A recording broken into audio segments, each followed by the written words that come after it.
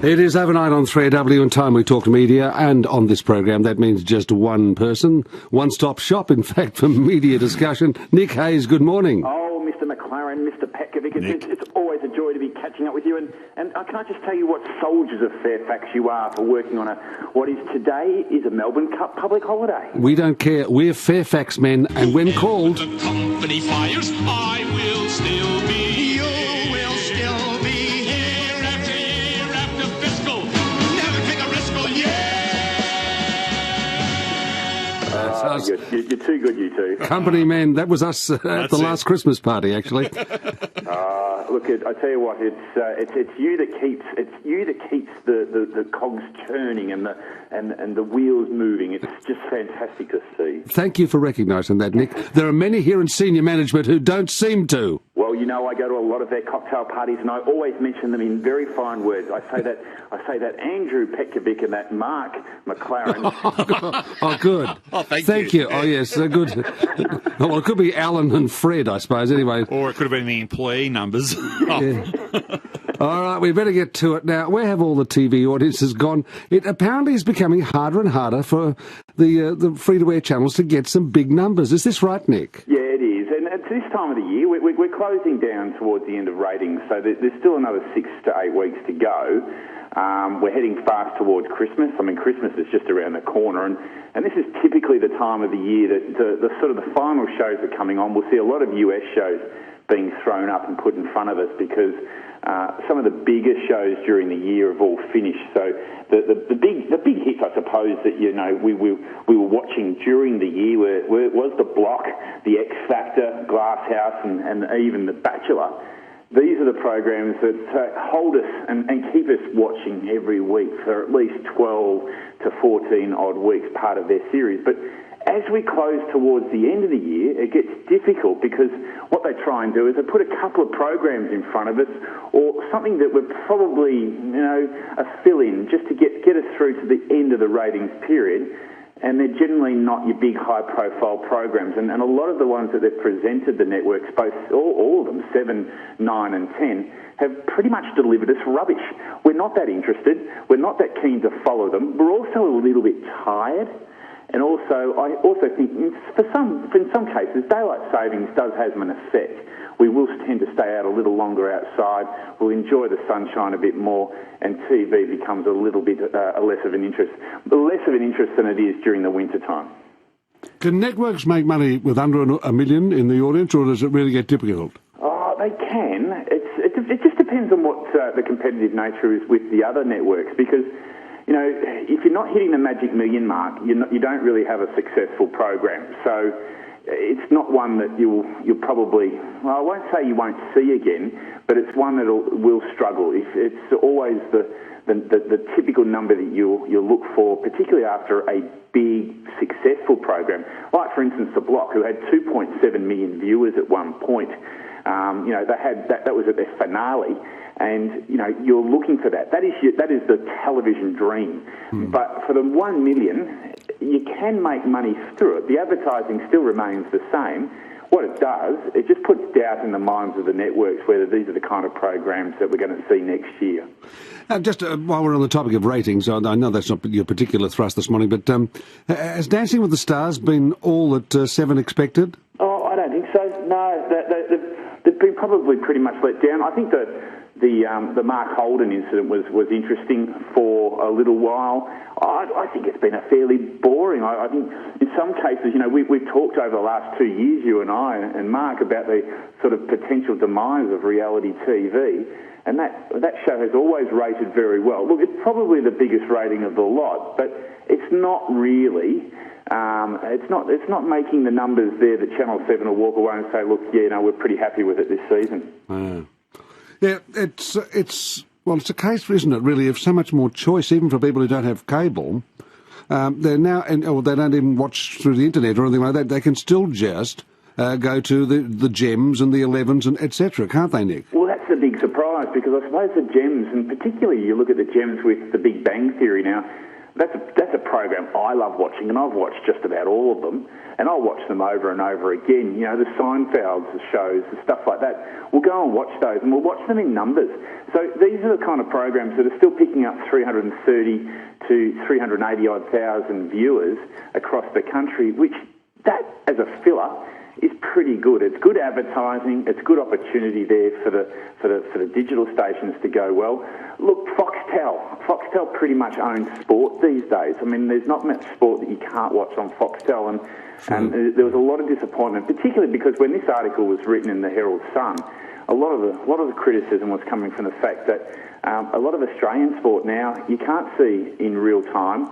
They don't show a lot of it, and if you will, for instance, in pure misery watching Australia versus Pakistan, the only place you could really watch it was on Foxtel, and that was just disappointing. And you know, it's something there that a lot of the networks are struggling to come to terms with. They're missing out on the big sports opportunities. Yes, interesting observations there, Nick.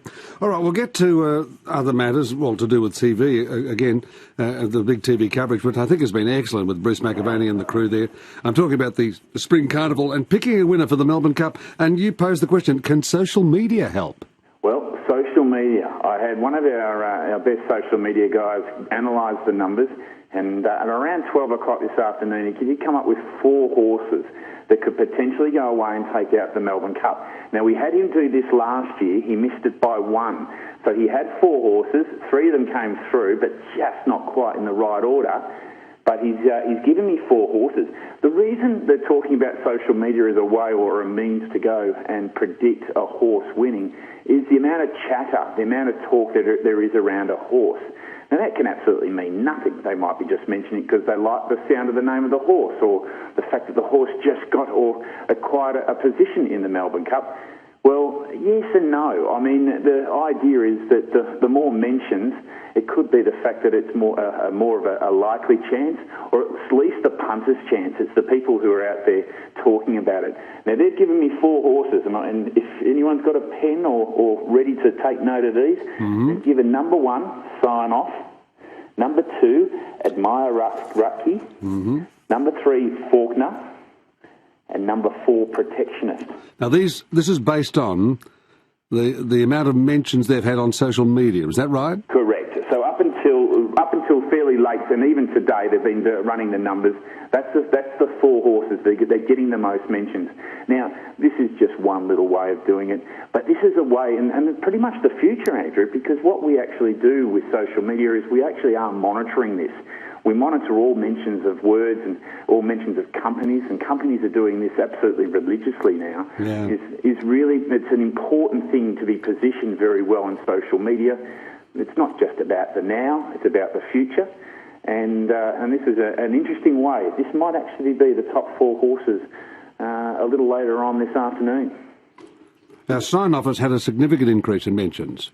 It has. But I think also too, because it actually did just qualify very late. It is the number 24 horse. It'll be the lightest weight of the horses running around. But and we all know that the lightweights like to be up there at the end, and it could be a winner. So Sign Off's where I'm going. I'm going to put a lazy $5 on, and I'll tell you what, I'll up it to 7 because I'll put $1 each for you and Mark. Oh, thank you. It's good of you, and we'll of course contribute it to the Fairfax Company Fund, being good company men. If there is a winning, now we've got. I've got to mention too, I don't know if you've seen this in Perth. Are you getting the Spring Carnival coverage there? Yeah, we certainly will. It'll start at around 6 a.m. in the morning. Oh, of course it will too, yes. And it has been absolutely excellent. Of course, we've had it for the last few weeks. And with Bruce McAvaney and the team and Francesca Kumani, that lovely girl from England who comes out here. Gorgeous, yes, and all the rest of them. And the Freeman fella, and one of the Freemans, I can't think which one, but it has just been seamless and fluid, and it just shows what TV with modern technology can do today. The crosses from the commentary box down to the mounting yard, to the one of the marquees, back to the commentary box, etc., is really sparkling TV. Oh, it is excellent TV. In fact, it's the kind of things that Channel 7 does, extremely well. Yeah, big true. events, big sporting events, big big-ticket items, and they've got a great production team. There's a lot of people behind the scenes that are actually putting this all together. And I totally agree with you. I think they do it quite an amazing job. I'm not a big fan, I've got to say. I'm not a big fan. They always go to the Channel 7 celebrities, and I still keep going, who are they? Who are they? And I suppose I should be watching more Home and Away and all that sort of thing, but I don't get it. But no, look, they do a fantastic job, and you're spot on. Bruce McAvaney's doing what is a great job, really selling what is a race that stops the nation. But Derby Day, I did watch quite a lot of it.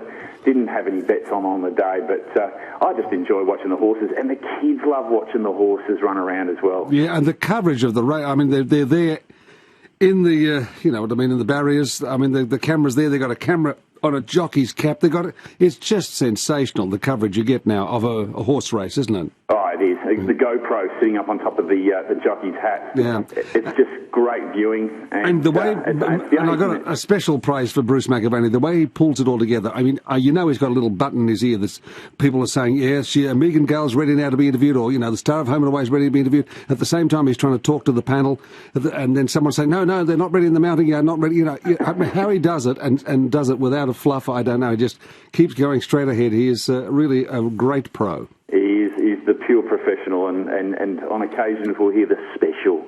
Oh, that's special. We've all got our quirks, I suppose. He's probably good enough to work at Fairfax Media, Bruce McAvaney. I play it the company way. Wherever the company puts me, there I stay. But what is your point of view? I have no point of view. Supposing the company thinks that... I think so too. Oh, that says it He all. can only live in hope, Andrew. He can only live in hope, and he can only live to graduate to Fairfax Media. That's his next step. Oh, yes. He probably goes to bed at night with his little fingers all curled up, knotting the sheets, thinking, one day maybe. Nick Hayes, I want to thank you so much. Well, to you gentlemen, have a wonderful Melbourne Cup day, and let's hope that we pick a winner. Let's get on sign off. Let's see if we can pull a few dollars together and maybe take a day off. Oh, it'd be nice, wouldn't it? Thank you, Nick. Thanks, boys. Cheers. Nick Hayes talking overnight media on 3AW.